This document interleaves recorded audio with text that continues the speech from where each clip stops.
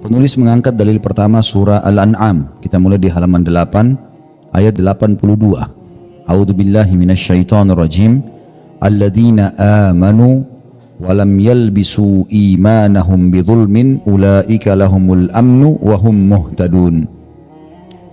Orang-orang yang beriman dan tidak mencampur adukkan iman itu atau iman mereka dengan kezaliman atau syirik.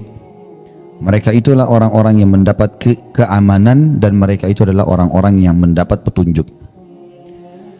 Saya akan rincikan ayat ini. Yang dimaksud dengan orang-orang beriman yang tidak mencampur adukan iman mereka dengan syirik. Iman artinya tauhid. Mengimani Allah satu, maka dia hanya tunduk, patuh, ya, takut, cinta kepada Allah. Semua yang Allah perintahkan dikerjakan dan dia tidak butuh yang lainnya. Apapun yang sesuai dengan hukum Allah dipatuhi, apa yang tidak sesuai ditinggalkan. Walaupun dia harus dijauhi oleh seluruh manusia. Maka itu namanya tauhid, keimanan kepada Allah. Dan syirik adalah mempartnerkan Allah dengan makhluknya. Seperti orang-orang musyrik Mekah. Mereka menyembah Allah, yakin Abu Jahal, Abu Lahab, itu semua yakin ada Tuhan namanya Allah. Tapi mereka masih mempartnerkan Allah dengan patung. Patung itu didatangkan kemudian mereka partnerkan. Mereka juga minta sama patung, minta juga sama Allah. Maka ini syirik namanya, menyekutukan Allah. Seperti banyak di Indonesia orang mengatakan iyyaka na'budu wa iyyaka nasta'in. Hanya kepadamu kami menyembah, hanya kepadamu kami minta tolong. Tapi begitu selesai salam, dia pergi kuburan sebelah masjidnya minta-minta sama kuburannya. Mana komitmen tadi yang dia ucapkan? Di rumahnya penuh dengan buhul dan isim-isim. Penuh dengan surat-surat, kertas, keris, benda-benda yang diberikan oleh orang-orang yang dungu dan bodoh, jauh dari agama, yang biasa di Indonesia dikatakan dengan orang pintar. Maka ini merusak dirinya sendiri, merusak tauhid, dia syirik kepada Allah. Tidak dibolehkan. Dan sudah pernah saya jelaskan, Bapak Ibu sekalian, Aisyah radhiyallahu anha, istri Nabi SAW, di kamar tidurnya lah Rasulullah SAW dikubur. Dan ini ranjang Aisyah. Di sebelahnya adalah kuburan Nabi SAW. Tidak pernah ada satu riwayat pun Aisyah mengatakan Rasulullah tadi malam datang temui saya, atau silahkan taruh air kalian di kuburan Nabi akan berkah, atau ambillah tanahnya, atau apa saja. Tidak pernah ada satu pun riwayat masalah itu. Dan kalau Rasulullah SAW saja tidak begini, dan tidak pernah ada satu pun riwayat sahabat datang mengusap-ngusap batu nisannya Nabi misalnya, atau meminta-minta pada Nabi di kuburan. Kalau Nabi saja nggak dikerjakan, bagaimana dengan orang lain?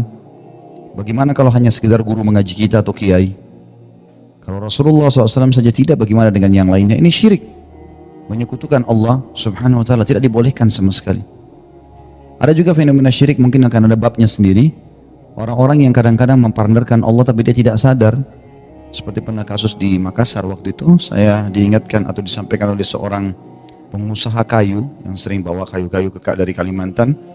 Dia bilang, Ustaz, di pelabuhan sini di kota Makassar, sering kali kalau ada pengusaha baru mau luncurkan kapal barunya, maka dia sembeli kambing. Kambingnya bukan dibagiin ke anak yatim, makanin orang susah, bukan, disembeli dilempar di laut. Untuk apa, saya tanya? Supaya kapalnya tidak diganggu oleh penjaga laut. Ini syirik ini. Gimana caranya? Lautan, langit, air, udara, batu, segala macam ciptaannya Allah. Tidak pernah ada seperti ini. Yang menjaga lautan malaikat, yang menjaga langit malaikat, yang mengutus, yang mengerjakan semua pekerjaan ini, mengatur kadar air, kadar udara, malaikat yang diperintahkan oleh Allah Subhanahu Wa Taala. Syaitan-syaitan yang coba menyesatkan manusia dari pemahaman seperti itu. Ini bahaya sekali.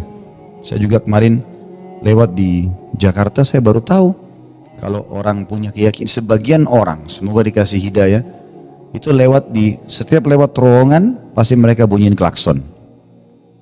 Saya sempat pulang dari Bintaro waktu itu pengajian malam, mobil saya lagi masuk bengkel, saya diantar waktu itu sama panitia. Pas lewat terowongan lagi macet total, tiba-tiba klakson rame bunyi. Saya bilang, tidak sengaja, saya cuma bilang, orang-orang ini kenapa nggak sabar ya?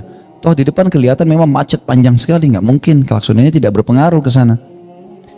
Ternyata yang bawa mobil bilang, Ustaz nggak tahu. Saya bilang, kenapa? Ini syiriknya Ustaz. Apa syirik ini? Apa masalahnya? Dia bilang, orang-orang ini klakson bukan karena macet, Tapi karena berkeyakinan kalau lewat terowongan harus bunyiin klakson supaya penjaga terowongan tidak ganggu mobilnya.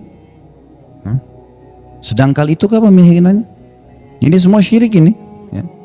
Tidak dibolehkan sama sekali. Makanya Allah bilang orang-orang yang beriman dan tidak mencampur adukkan imannya dengan kezaliman atau syirik. Mereka itu adalah orang-orang yang mendapat keamanan. Makna keamanan Bapak Ibu sekalian, hidupnya tenang. Makin murni tauhid kita, makin kita mentauhidkan Allah, mengisahkan Allah, tunduk hanya pada hukumnya, ya, patuh pada perintahnya, maka makin tenang hidup itu. Orang makin bertauhid, hidupnya makin tenang. Karena dia tidak akan bergantung kecuali kepada Allah.